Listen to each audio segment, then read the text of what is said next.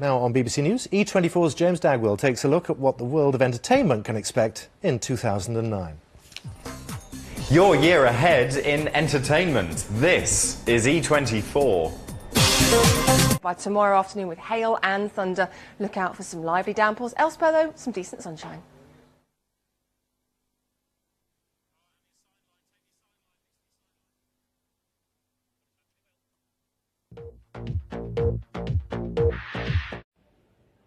This is BBC World News. I'm Jonathan Charles, kept hidden for almost 2 decades and forced to bear children. Now we'll have the weather forecast in a minute, and of course it'll be 100% accurate and provide all the detail you could possibly want. I've just seen Thomas Schaffenacker preparing for it, so I'm not in touch. Ah! Every now and then there's always one mistake. That was it. Now, would anyone want their very own weatherman? Well,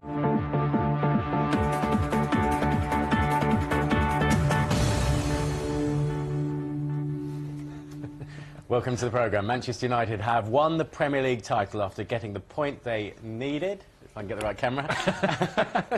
Get it right. So against Arsenal today. The game finished 0-0, but that was... ...from western areas, which will blow the rain through...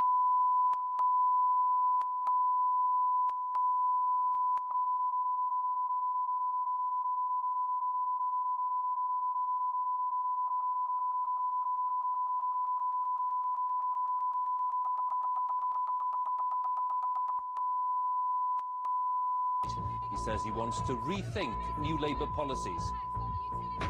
And deep under the Alps, the giant atomic experiment that scientists say could unlock some great secrets. Yeah, this is completely crazy. Has accused the United Nations of failing to show leadership to match the courage of protesters in Syria over the past year. In its annual report, Amnesty says the UN Security Council has been... Time for the weather forecast now with Louise Lear. Hello there. If you want me to hit the nail on the head, cloudy is the best description for the weather. Breezy, and there will be some rain around at times as well. Certainly looks as though we're going to continue to see a fair amount of cloud around across the country with some patchy outbreaks of rain. It looks as though it's going to be rather grey. Well, let's just see if we can sort that out, whatever problem we're having with Louise Lear's microphone. Clearly it's not sounding quite as it should, and we can't hear what she's got to say. So let's try again. We think we might have it sorted out. Louise, have another go. Don't you just love it when it all goes according to plan? That's why we love live weathers. Cloudy was what I was saying before my microphone decided to shut me up early on. Now then, talking about fixing it, can Matt Taylor with the weather forecast fix that for us? I don't know. Let's have the forecast now. Hello there. We may have lost...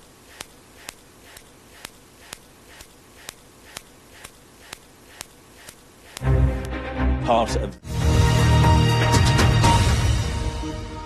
This is BBC News with me, Nicholas Owen. Time is just coming up to 9:30. First of all, say sorry we lost the weather forecast there with Matt Taylor. We'll try to bring you it a little bit later on when we've fixed our own problems. We were saying the Department of Health has problems with things. Well, so have we.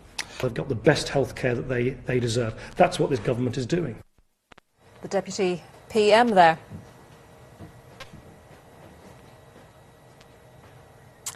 Well, appearing on our screen for a little longer than we expected.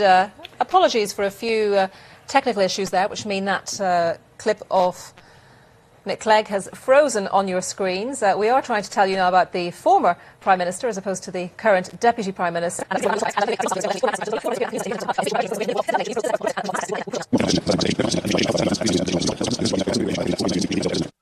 Speaking a little earlier in Kampala, as you can tell, because he's staying on the screen, we have a few technical problems here at the moment.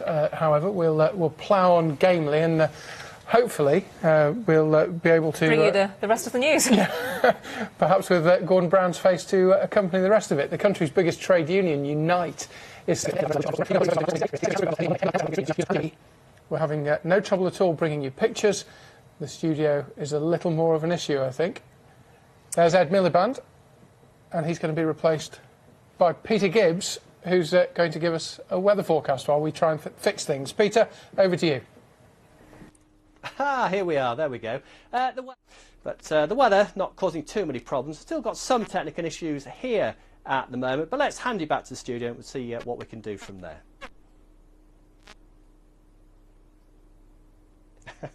you for bearing with us while we try to sort out our gremlins here. We're back now to a picture of Ed Miliband, a story we brought you a few moments ago, but we will try to carry on regardless and bring you details of our main stories tonight. Yeah, at least 15 people have been killed and up to 100 have been injured. How long have you got? 8 seconds, probably. Well, music in a minute. Here's the details. Oh, hi there. It looks as though we still have... Anniversary today of the Israeli offensive against the Palestinian territory. Excuse me. Israel said it had been forced to stop missile attacks launched by Palestinian militants.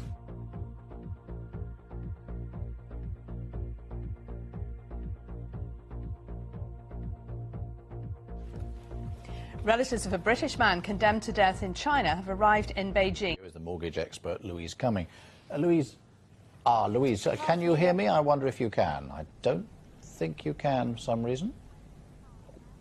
Hello, I am sorry, but I can't hear you. Indeed. Well, she said it herself, didn't she? We'll perhaps come back to Louise coming in a little while. In last week's coup, and Jeff Hoon, who led that with Patricia Hewitt, we thought we'd heard the last of that. That way? Yeah. I'm going to move out slightly. Move away. And the string's on top, yeah? Okay. And turn that. I really didn't. You broke my yo-yo. The first time it went better. Sorry. At least a fiver. Sorry. Was that something to do with the fat fingers? Good job, I think I was holding it properly. Okay. It's just practice, After the programme, isn't it? we'll have a little go again. Okay. Was that expensive, that yo-yo? It's all right. I can see it. It's still intact. I'm sure I can find another one. Mine is really upset. He broke it earlier himself, so you can just put it back together. Tony's Catholic faith was something he wore discreetly.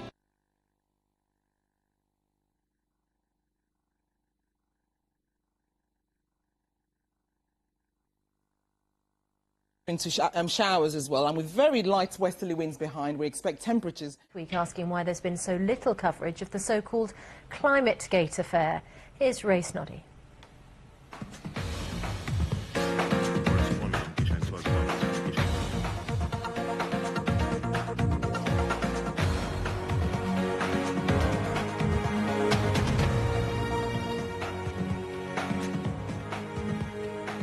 Welcome to Newswatch. Later in the programme, is this what the future of the BBC looks like?